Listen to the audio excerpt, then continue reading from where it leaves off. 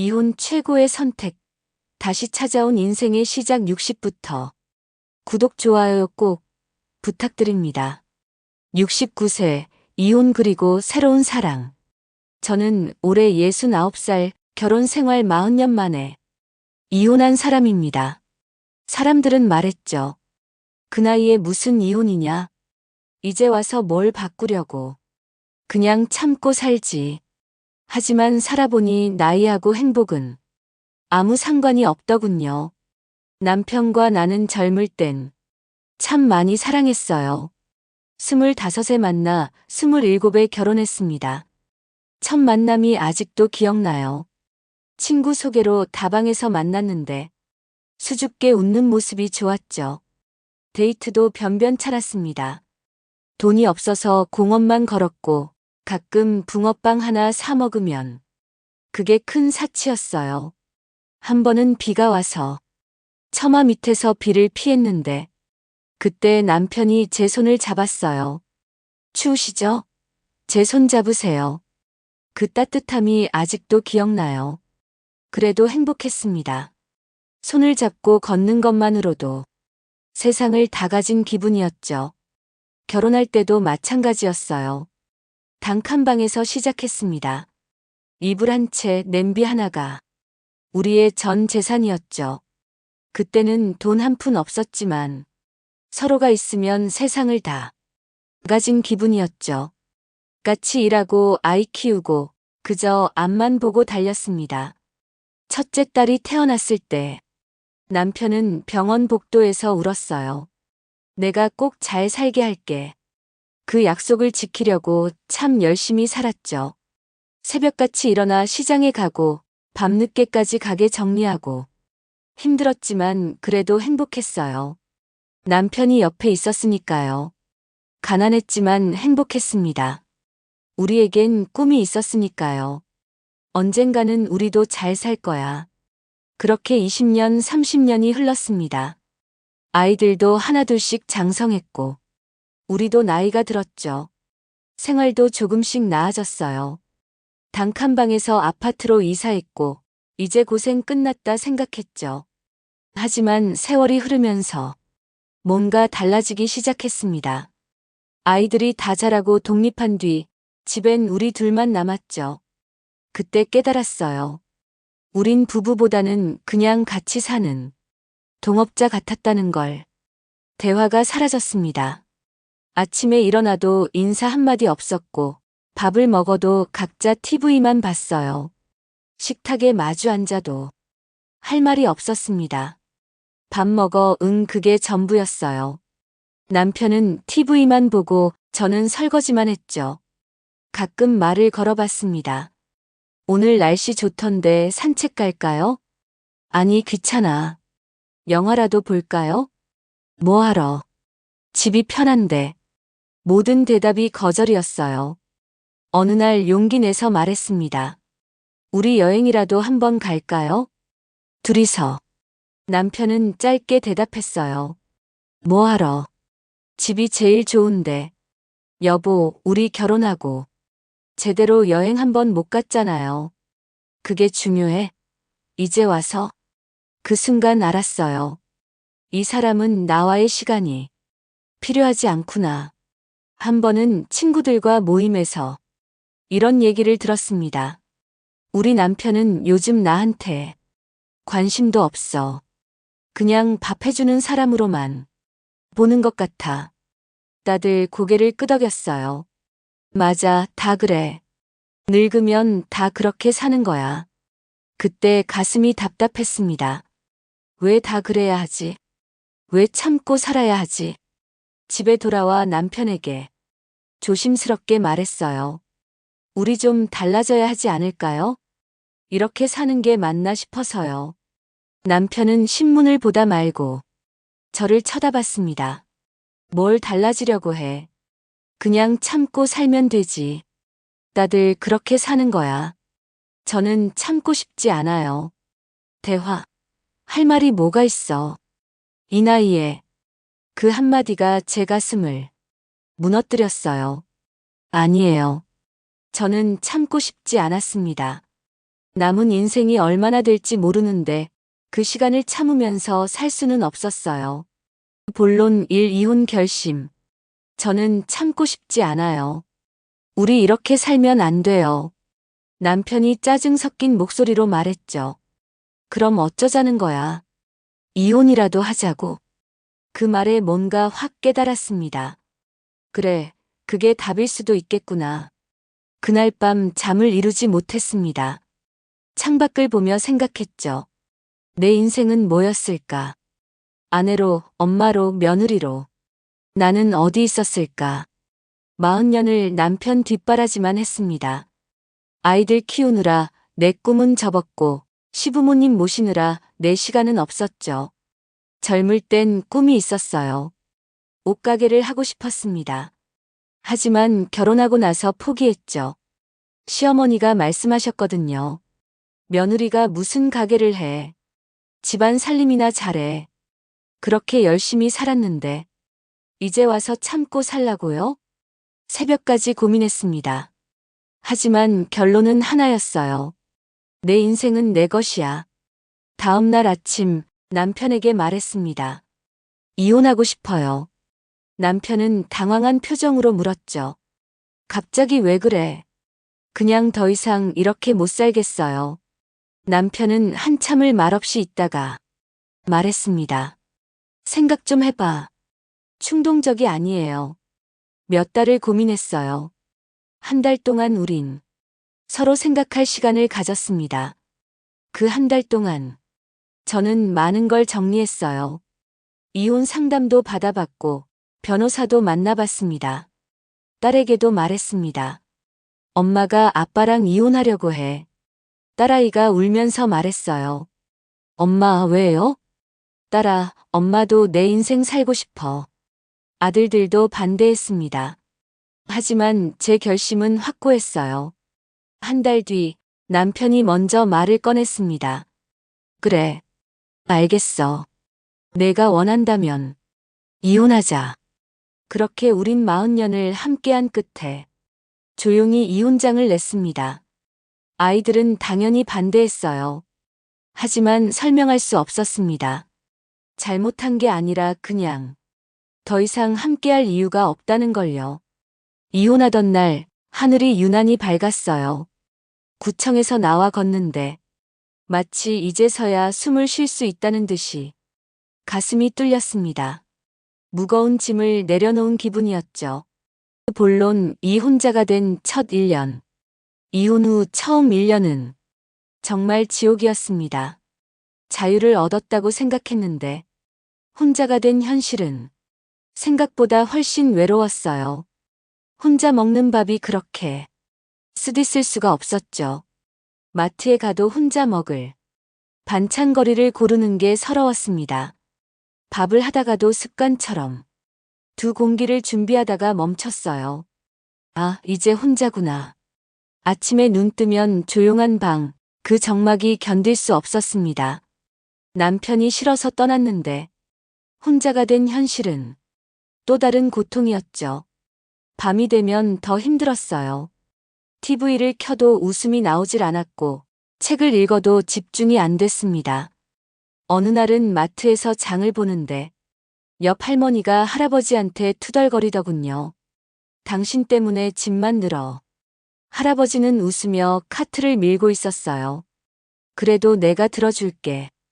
그 모습을 보다가 갑자기 눈물이 났습니다.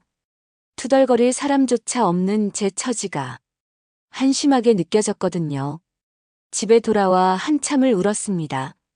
내가 뭘 잘못한 걸까? 후회가 밀려왔어요.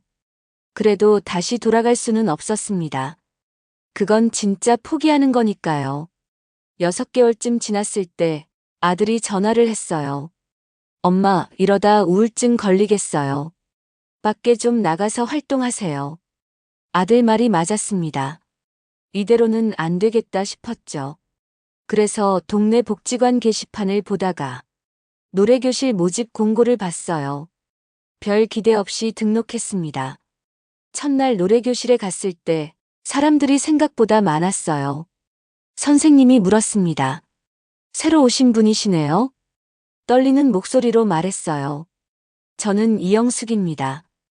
올해 69이고 노래 좋아해서 왔습니다. 박수 소리가 들렸고 사람들이 환하게 웃어줬어요.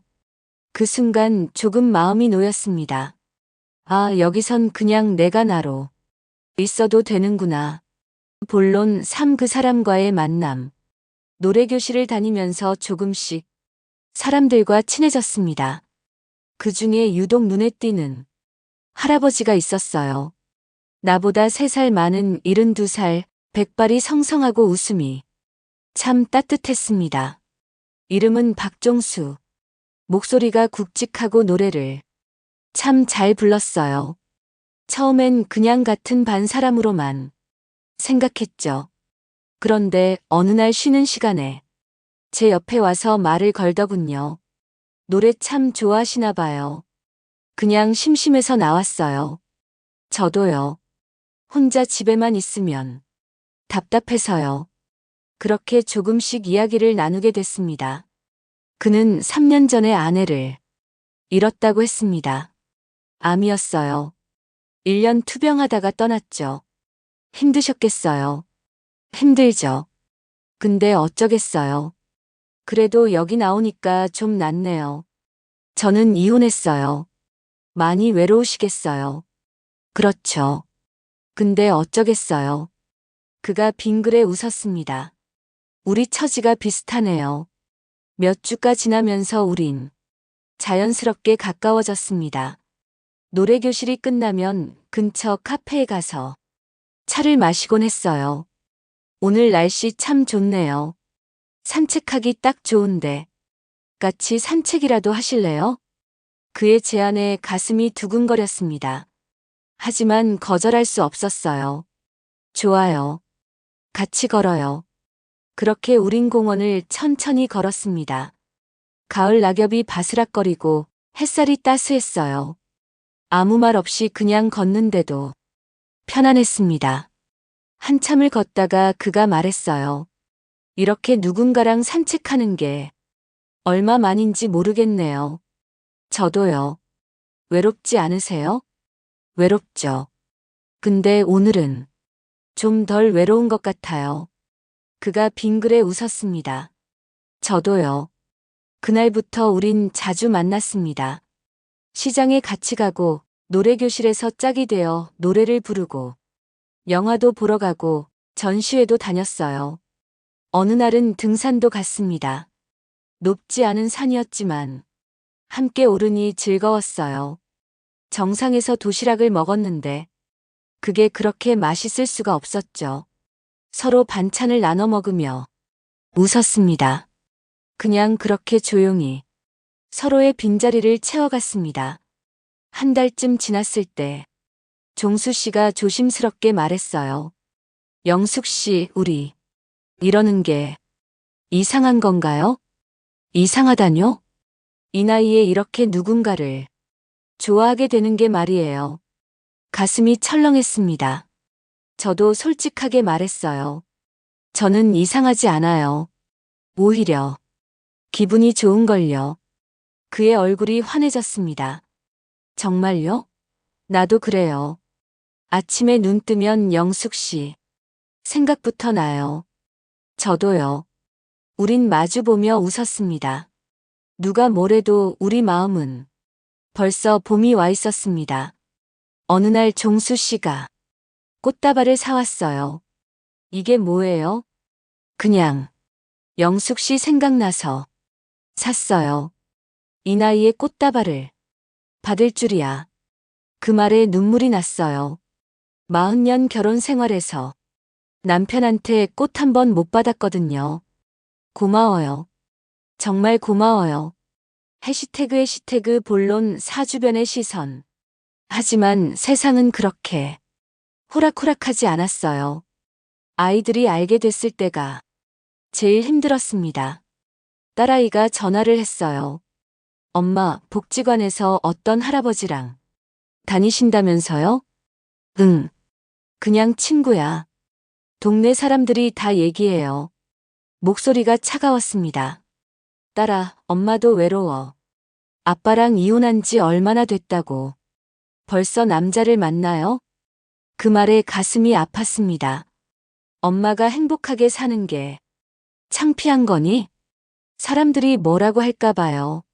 전화를 끊고 한참을 멍하니 있었습니다. 동네에서도 수군거리는 소리가 들렸어요. 저 나이에 무슨 연애래. 늙어서 철 좀 들지. 처음엔 신경 쓰였습니다. 하지만 종수 씨가 말했습니다. 영숙 씨, 우리 잘못한 거 없어요. 떳떳하게 삽시다. 하지만 사람들은 원래 뭐든 얘기해요. 그러니 신경 쓰지 말아요. 그 말에 힘이 났습니다. 맞아요. 우린 잘못한 게 없어요. 어느 날 시장에서 옛날 동네 친구를 만났어요. 영수가 요즘 남자 만난다며? 잘하고 있어? 응, 좋은 사람 만났어. 나이 들어서도 사랑하니까 좋겠다. 부럽다 진짜. 예상 밖의 반응이었습니다. 당연하지. 나도 남편이랑 그냥 의무감으로 사는데 너처럼 새로 시작할 용기는 없거든. 그 말이 위로가 됐어요. 알고 보니 부러워하는 사람들도 많았습니다. 그때 깨달았어요. 사람들의 말은 그냥 소음일 뿐이라는 걸. 중요한 건 내 마음이고 내 행복이라는 걸요. 결론, 새로운 시작. 이제 우린 작은 전셋방에서 함께 살고 있습니다. 법적으로 결혼한 건 아니지만 마음으로는 부부예요. 많은 것은 없지만 마음이 참 편합니다. 아침이면 둘이서 커피를 내립니다. 오늘은 내가 탈게. 아니야, 내가 할게. 이런 소소한 대화가 행복입니다. 전에는 상상도 못했던 일이에요.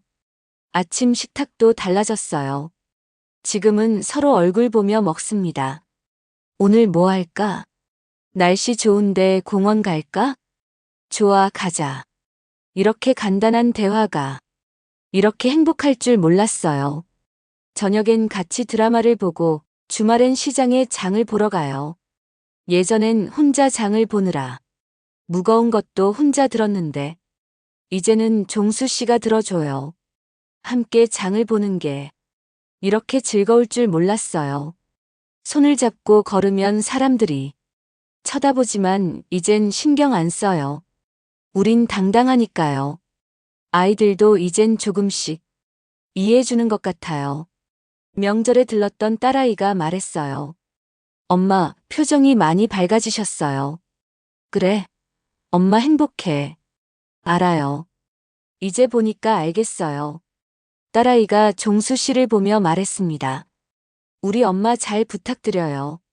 종수 씨가 웃으며 대답했어요. 걱정 마세요.